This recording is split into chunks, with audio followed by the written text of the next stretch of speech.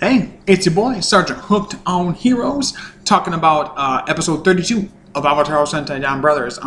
Yeah, spoilers, we're 32 for 32 now of just absolutely amazing peak Sentai. Just absolute peak Sentai. I really did not think that DonBrothers was going to be this consistently well written, well produced, everything about it all the way through like this. Like even my truest love, Rio Soldier, which if you follow me on Twitter at RioSoulRadARed, Sergeant Hooked on Heroes, you notice that I got my Halloween costume. I got my full Rio Soul Red costume, and I got almost all the parts for it right now. I just finished. I have some rider belt extenders that I put together and put some Velcro on the front to attach the little buckle piece, you know, that the Rio Soul's going. And my good friend Stickosaurus, who was on the Henshins and Homies podcast on Fridays, 7:30 p.m. Eastern Standard Time. Join us. Anyway, I got my suit. I look really good in it. I feel like I look pretty good in it. I'm trying to lose weight and stuff. But anyway, yeah, so really excited about that. But even Rio Soldier, to me, like had like a few, I won't say missteps or like errors or bad episodes, just not as consistently strong all the way through. Like there was little, kind of more slump areas and higher peaks and whatever. But DonBrothers has been consistently awesome all the way through. And this week was no different. So the main plot here, we got Senoni, Senoza, and they are challenging Taro to a duel. Taro and the rest of the gang are like celebrating with some like fireworks and stuff and blah blah blah, and she comes up in like a hologram talking to him, saying they want to challenge him to a duel, and he accepts, of course, being the talk first or shoot first, ask questions later type. And unbeknownst to him, the two of them actually enlist Murasame to duel because they have that way of containing him within the Ninjak sword with the manga pages somehow. I don't know how that works. We haven't got that explained yet. A lot of things we haven't gotten explained yet. Jiro actually goes up against Taro and loses. It's like a match to see who can get to. It's a staring contest, and whoever blinks first loses or whatever, and can get to like this I think it's like a kendo sword basically, and like whack the other person, and they win. And so he loses, and he goes to Jin, which I think is the first time he's seen Jin or talked to Jin, but. He tells him, how can I surpass Taro? How is Taro so strong? And Jin literally tells him, Taro's so strong because he's Taro. I don't know how to tell you what to tell you. And I get it. Like I understand that, that's the way to look at it, is like he's just really strong. There's not really an explanation for it. It's so wacky. It's like, because he is. I don't know. Get better, punk. So Jiro, of course, gets mad. And he tells him, was there any way possible that I could, surpass him? And he's like, well, I don't think so. He's like, well, maybe. And he's like, how? He's like, well, the only way that I can see it is if you were to somehow combine your darker half, like base normal Jiro, who's the Pharaoh Jiro, is the, normal personality, and the other half, normal human-like Jiro, if you will, together, then that might be strong enough to defeat Taro. Does that mean we're getting a power-up? I don't know, but it was really interesting to see, and see like a new narrative path for Jiro, because I kind of feel like he's been a little bit, not sidelined, but just not doing a ton for his own story, other than the stuff from Murasame. That was really good stuff. Up until that point, he had a few interesting episodes, but not a lot about him. We're mainly focusing on the brain persons and the Jamato and the stuff with Tsubasa and Kiji, Kijino, Tsusha Kijino, and Kiji brother, Ini brother, whatever. So anyway, Taro actually eventually forgets again, just like in the episode with Senoi where he fought him, forgets when the duel is, and because he's working.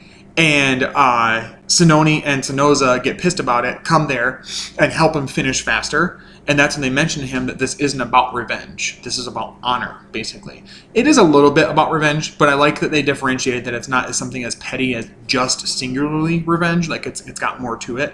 And again, it just opens up the layers of these villains. These are probably some of the most interesting villains we've gotten in a while.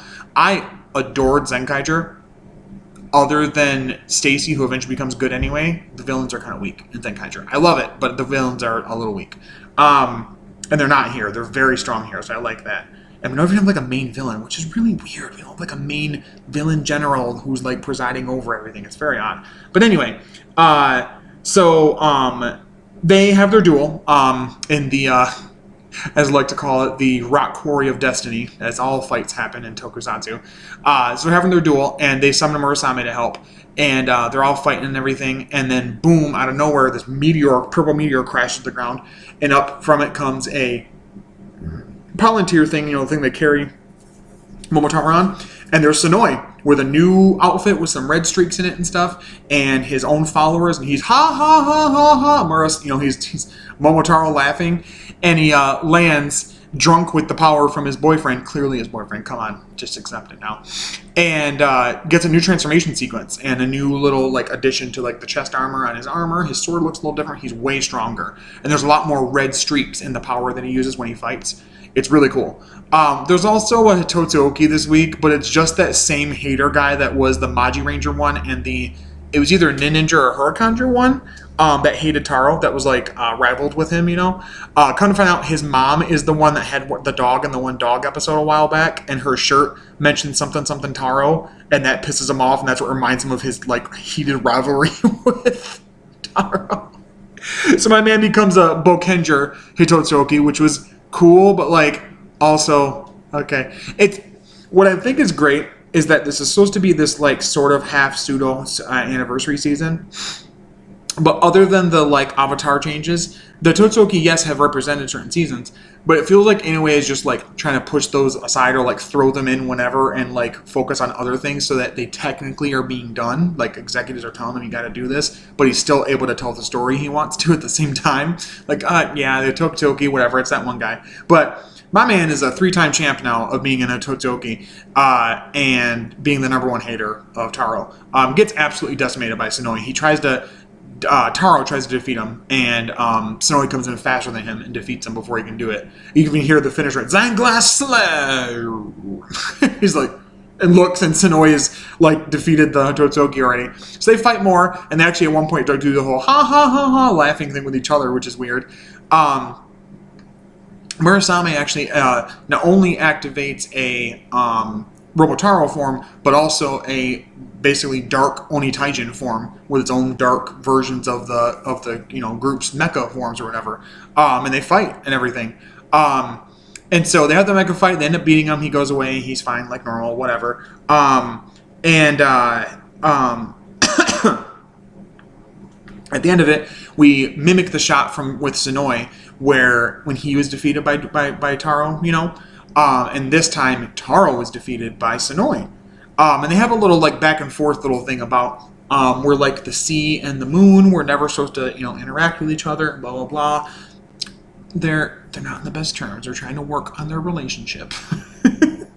But anyway, so Taro's defeated, and Jiro is actually the one that is the one that picks him up and carries him away. It's Torvald, so it's actually feral Jiro, which is interesting because of his rivalry with Taro that he would even care, but he's the one that carries him away. So, yeah, so overall, a really good episode. There's a really fun sequence I forgot to mention where I talked about it briefly, but Sononi and Sonoza are helping Taro do his deliveries and stuff faster so they can get to fight him, right? And there's one point where they meet this guy and he's being a dick, and she kisses his hand and she's like, I'm sorry, and blah blah blah, and he falls in love with her. He's like, oh, and the little heart noises play and hearts and stuff like that. It's ridiculous. The show is an absolute just fever dream of a show. I thought Zenkaiger was. This show even more so. So next week is really interesting. So Senoi in the next week episode preview says, I've defeated your leader. You're now my companions. Because he calls Sonoza and Senoni his companions. You get their companions. What are you talking about? So he in the next episode is basically forcibly taking control of the DonBrothers, saying that I defeated your leaders. Now you're my team.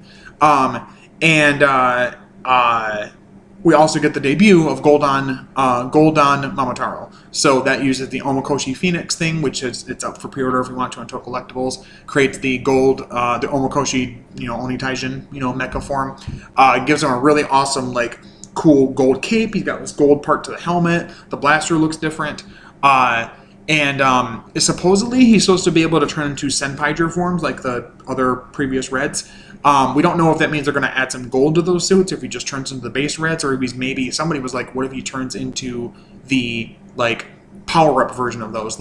If it was Ryusou Red, he would turn into Max Ryusou Red, or if it was Kyoryu Red, he would turn into Kyoryu Red Carnival. So really interesting. I'm really excited for next week and how he's going to get that power. The scans and leaks and stuff about it talked about somehow Omokoshi Phoenix coming from the combined power of not only the Don Brothers but also the Brain Person. So I wonder if that's going to work. If he's just going to like take the power back from them, like he took power from Momotaro to revive Sonoi did. But yeah, so like I said, overall, really, really good episode. I really like the fight choreography in this between him and Sonoi is really good. Murasame getting in there and fighting. There's a really good training sequence with Sonoi and Sonoza. And just in general, some really cool sequences of the fighting in this is really, really good. Story was great. The jokes all landed for the most part. And I'm just really enjoying my time. It's just, it's entertaining and fascinating to watch every single episode. Every single one of them.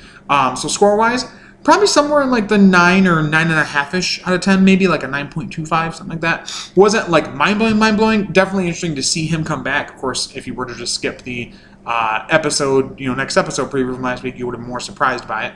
But still interesting to see Sonoi come back and what that'll mean. I kind of have a sinking feeling that him, Sonoza, and Sononi will eventually just become part of the Don Brothers eventually. I don't know. But let me know in the comments. What did you guys think of this week's episode? Did you love it? Did you hate it? Were you in the middle? Whatever. Let me know down below what you guys think. Thank you so much for subscribing, for watching the video, sharing, commenting, all that good stuff. I really, really appreciate it.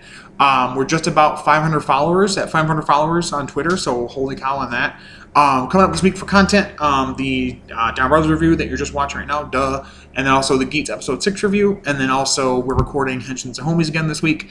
The podcast this week will be talking about our own favorite personal Henshin devices, may that be drivers or changers for Sentai, and then also talking about our favorite Henshin sequences.